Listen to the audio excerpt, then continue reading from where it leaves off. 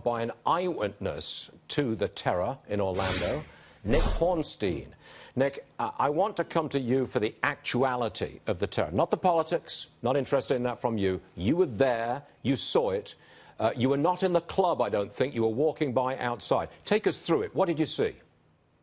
Actually, I was in my friend's apartment. I was asleep when the gunfire erupted, which is actually what woke me up. It's his apartment is about 100 meters catty-corner to Pulse.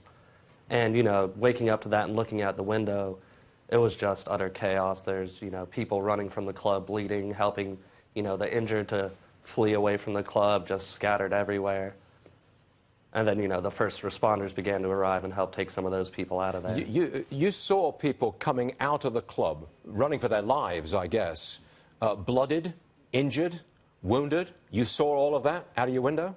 Yeah, all of that. Like I said, you know, people, you've seen the video where they're applying tourniquets from ripped up shirts and bandanas, helping to load the wounded into the pickup trucks to transport them to the medical center, and the ambulances waiting outside of the scene.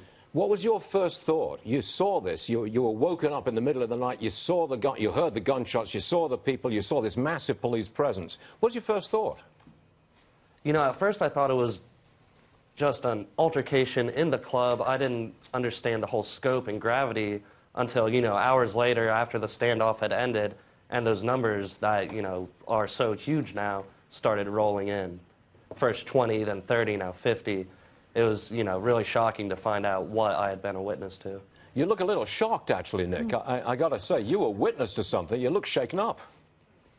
Yeah, you know, it's only been 24 hours, but it feels more like 72 so far. And, you know, it's really hard to come to grips to knowing that you were right there next to something. And I could have easily been, as you said, walking by, going to the store right there and been involved in it. But luckily, you know, that's not the case. But unfortunately, this still happened right there. Nic Horstein, look, we appreciate you being with us today. A very, very difficult thing for you and for all of us, and we appreciate it. Thank you, Nic Horstein. Thank you very much. Thank you.